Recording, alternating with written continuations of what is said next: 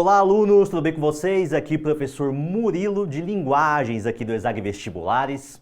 Eu tô aqui hoje para passar para vocês um conteúdo muito importante, que talvez seja o único conteúdo que talvez desde o primeiro Enem, lá em 98, e eu me lembro disso, talvez seja o único conteúdo que nunca deixou de estar presente nas provas do Enem, que é o conteúdo de funções da linguagem. Vocês estão vendo aqui que eu coloquei funções da linguagem parte 1, o que significa que vai ter uma parte 2, é um conteúdo relativamente denso, e eu achei legal dividir em duas partes, para que tudo fique muito bem explicado para vocês. Não se esqueçam, tá? Não deixa de seguir o ESAG nas redes sociais, segue aqui no YouTube, segue no Instagram, segue no TikTok, não deixa de ativar o sininho para que o YouTube avise vocês sempre que tivermos um vídeo novo aqui no canal. E bora para a aula. Seguinte, o que é funções da linguagem, né? O que são as funções da linguagem? Gente, funções da linguagem, como está escrito aqui, é uma teoria da comunicação. E o que é uma teoria da comunicação? É uma teoria que minimamente tenta explicar para você quais são os recursos que nós usamos para nos comunicarmos uns com os outros, né? Basicamente é isso. Existem várias teorias da comunicação, essa não é a única. Essa aqui é uma teoria fundada por um linguista russo chamado Roman Jakobson. É uma teoria até recente, uma teoria do século passado. E existem várias, mas por que essa é relevante? Essa é relevante porque ela passou por um amplo estudo por parte desse linguista, o Jakobson. Inclusive eu coloquei o nome dele aqui, né? Você vê que se escreve Jacobson, mas o J se pronuncia como se fosse um I, Jakobson. Porque o nome dele frequentemente é colocado nas provas quando aparecem questões sobre esse tema. Então meio que se você lembrar desse nome, você vai associar muito rapidamente à temática. Essa teoria, né, do Jakobson, ela é uma teoria que passou por um longo processo de estudo, pesquisa, e ela é uma teoria que abarca muitas situações. Acho que esse é um dos primeiros pontos importantes para as provas de vocês, especialmente no Enem. A teoria das funções da linguagem, ela tem a intenção de abraçar tanto a comunicação escrita quanto o elemento da comunicação falada. E isso é explorado nas provas. Mas Murilo, a prova do Enem é uma prova que vem na minha mão em formato escrito. Como que se explora a comunicação falada? Existem elementos de transcrição de fala para o texto. Muitas vezes existe a transcrição linguística, em que você pega uma conversa e coloca no papel para fazer análises. Então é importante saber disso. Murilo, o que essa teoria do Jakobson expõe para mim nessa teoria da comunicação? O Jakobson formulou, depois de muito tempo de pesquisa, uma ideia de que por meio de meia dúzia, 6 funções, essas 6 funções que ele desenvolveu a teorização, elas seriam capazes de explicar todo e qualquer processo comunicativo em todo e qualquer idioma, em todo e qualquer lugar do mundo. Nossa, mano, ousadíssimo, né? O ousado chegou, kkk. Sim, Ele falou que com 6 funções daríamos conta de explicar o mundo. Deu certo, Murilo? Evidentemente que não, né? Não que a teoria seja ruim, pelo contrário, é maravilhosa. Mas sim, o Jakobson fez um estudo às vezes muito localizado ali no seu país de origem. Então assim, ele não deu conta de tudo, mas é uma teoria que dá conta de muita coisa. E por dar conta de muita coisa, ser muito efetiva em alguns elementos, ela é uma teoria muito apreciada pelos estudiosos de linguagem e muito apreciada pelo Enem e outros vestibulares. O Enem ama isso aqui, né? E a gente tem que entender como funciona. Murilo, você falou que são 6 funções, eu tô vendo aí meio por trás das suas costas aí que só tem 3 na lousa. Sim, é por isso que é parte 1, porque na parte 2 eu vou falar das outras 3. Eu achei melhor dividir, até para que eu pudesse explicar com mais calma, mais detalhamento para vocês o funcionamento de cada uma delas. Vamos começar?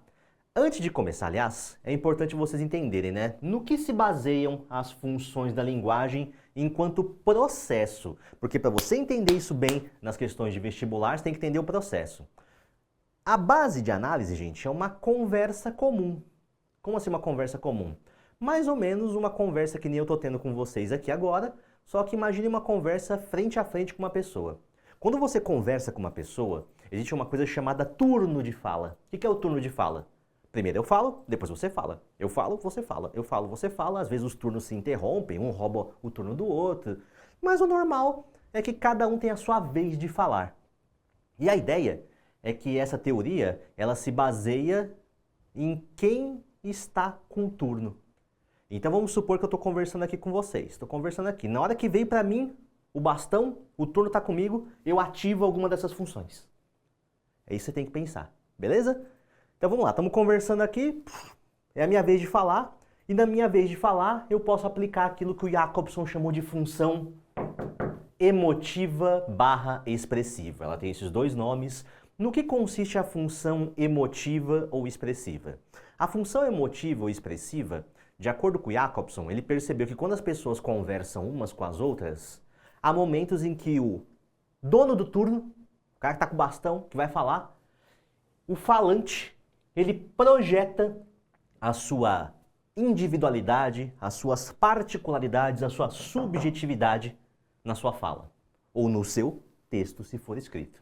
Murilo, o que é subjetividade? Subjetividade vem da palavra sujeito.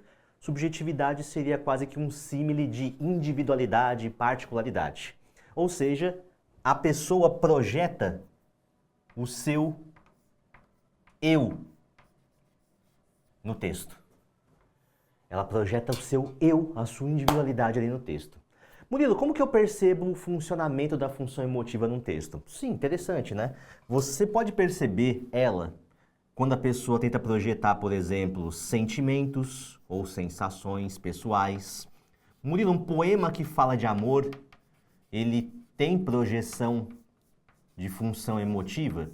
Sim, porque a pessoa projeta individualidades, sentimento. Também desejos, vontades.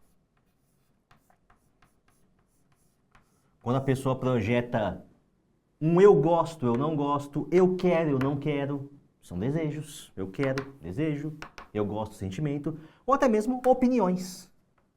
Quando a pessoa projeta as suas opiniões, eu concordo, eu discordo, eu penso assim, eu penso assado, meus estudos mostram X, meus estudos mostram Y. Murilo, onde que eu encontro esse tipo de função? Esse tipo de função é encontrado em muitos tipos de texto, né? Você encontra em poemas, você encontra como parte de artigos de opinião. Artigos de opinião podem ter projeção pessoal. Então há muitos textos que você encontra isso. Segunda função, função apelativa. Estamos lá conversando, eu e você, chegou o bastão na minha vez? Eu vou projetar, o falante vai tentar mudar o comportamento do ouvinte. Murilo, aprendi na escola, um tempo atrás, com um professor que me disse que função apelativa e conativa tinha a ver com convencimento. Ele me ensinou errado? Não, gente, é só uma mudança de termos. Porque é o seguinte, cuidado, ó, conativo não tem nada a ver com conotativo. Conativo é uma outra palavra que no dicionário significa a capacidade que alguém possui de, por meio de argumentos, mudar o comportamento. E, gente, o que é mudar comportamento? Convencer, persuadir. Murilo, por que você não usou a palavra convencer ou persuadir? Porque o Enem dá preferência para a expressão mudança de comportamento. Então eu tô aqui conversando com vocês e eu vou começar, ao invés de projetar o meu eu vou começar a mexer com o tu, mexer com quem me ouve. Murilo, quais são as estratégias para você mexer com o ouvinte, para você mexer com o tu? É muito comum que sejam textos em que você perceba a projeção de imperativos, ou mais especificamente de verbos no imperativo. Para você ter uma noção, propagandas publicitárias trabalham muito com isso, né? Beba Coca-Cola, compre batom, venha para Marabras, use camisinha. Então, os imperativos tentam convencer, mudar o comportamento. Muitas vezes, vocativos são frequentes. Murilo, o que é um vocativo mesmo? Vocativo é quando você chama uma pessoa. E aí, quando você chama a pessoa, existe uma tendência de você encaixar estratégias de convencimento. Cliente, venha para Marabras. Você vai ficar de fora dessa? Aliás, vai ficar de fora dessa é o quê? Pergunta retórica. Eita, meu, o que é pergunta retórica? Pergunta retórica é uma pergunta que é feita não necessariamente para ser respondida, até porque a resposta dela já estaria contida na argumentação. Eita, ficou pior, Murilo. Vamos lá. Se eu começo a falar aqui das incríveis qualidades de um produto que eu estou vendendo. Vamos supor que eu estou vendendo uma geladeira que ela tem qualidades incríveis. E aí eu vou e falo para vocês de todas as qualidades que essa geladeira possui. E aí quando eu acabo de falar disso, eu pergunto, você vai ficar sem essa geladeira? A tendência não é você falar para mim assim, vou. Não é pra você responder essa pergunta. Essa pergunta é para Black Friday. O cara vai lá, mostra um monte de promoções incríveis, tudo pela metade do dobro, e aí você fica vendo aquelas promoções, e aí depois ele fala, vai perder da Black Friday? Vai ficar de fora dessa? Estratégia de mudança de comportamento, pergunta retórica. E muitas vezes ele faz o quê? Ei você, vocativo, vai ficar de fora dessa? Pois é. E também adjetivações. O que são adjetivações, né? Uso de adjetivos. Gente, muitas vezes você convence a pessoa quando você adjetiva. Vai vender um apartamento. O que é melhor para vender um apartamento? Usar imperativo? Compra, meu filho, compra. Não, acho que é melhor você falar que o apartamento é bonito, é espaçoso, é arejado, é iluminado. Adjetivos convencem. Então fiquem atentos com essa estratégia. Isso aqui aparece muito em texto publicitário, né? Propagandas como um todo, campanhas de saúde, são muito frequentes nesses textos. E por fim, função referencial denotativa. Falante faz uso objetivo da linguagem. Como assim? Estou aqui conversando com você. Você chegou na minha vez, o que eu vou fazer?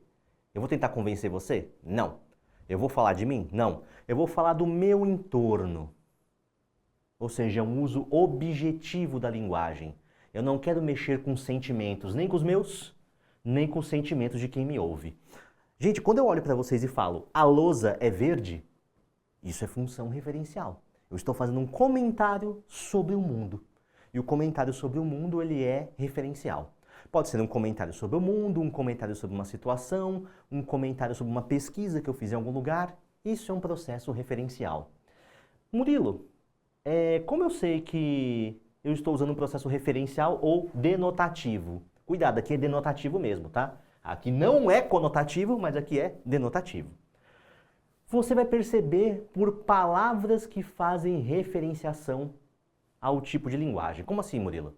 É uma linguagem objetiva, pautada por objetividade, ou seja, não tem subjetividade.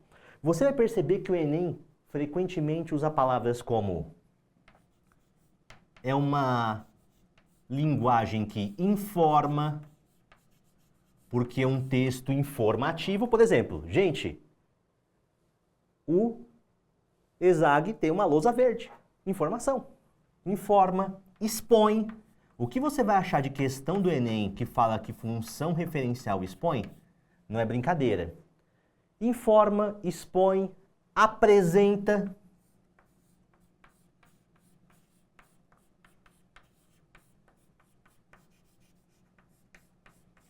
E também uma outra coisa, impessoalidade, muito importante. Como assim impessoalidade? Uma linguagem impessoal é aquela linguagem que eu não projeto a minha pessoa, não projeto o meu eu. Murilo, onde são comuns esses textos? Textos acadêmicos, textos jornalísticos, alguns deles como notícia e reportagem, costumam ser muito pautados por objetividade. E um ponto importante, né? Essas três funções que eu apresentei para vocês aqui e outras podem se misturar, tá, gente? Uma coisa que o Enem vai cobrar muito de vocês é a questão da predominância da função. Como assim, Murilo?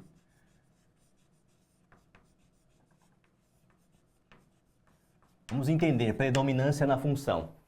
Estou lendo um artigo de opinião. E o cara do artigo de opinião, ele está tentando convencer você de alguma coisa. Só que para convencer você, ele usa o quê? A opinião dele. O que é que predomina? Ele colocar a opinião dele ou ele tentar convencer você? O que predomina é tentar convencer você, então predominância. E uma outra coisa, ficar atento a desvios de função. Como assim desvio de função? Eu estou lá fazendo uma notícia. Uma notícia tem que ser objetiva. Aconteceu um acidente na Marginal Pinheiros hoje às 7 da manhã envolvendo um motorista embriagado. Esse é o objetivo. O que seria desvio de função? Aconteceu um acidente hoje na Marginal Pinheiros às 7 da manhã com um motorista embriagado que deu vontade de socar a cara desse infeliz que encheu a cara de cachaça. Eita, Murilo. Pois é. Estou projetando subjetividade, não posso. Ou, se eu puder, se a prova exigir isso, eu tenho que identificar. Vocês estão entendendo como funcionam as funções? Bem cotidiano no primeiro momento, né? Mas é um estudo muito interessante e o Enem explora isso muito bem.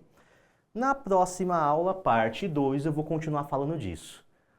Espero que vocês tenham gostado. Até a próxima aula. Tchau, tchau.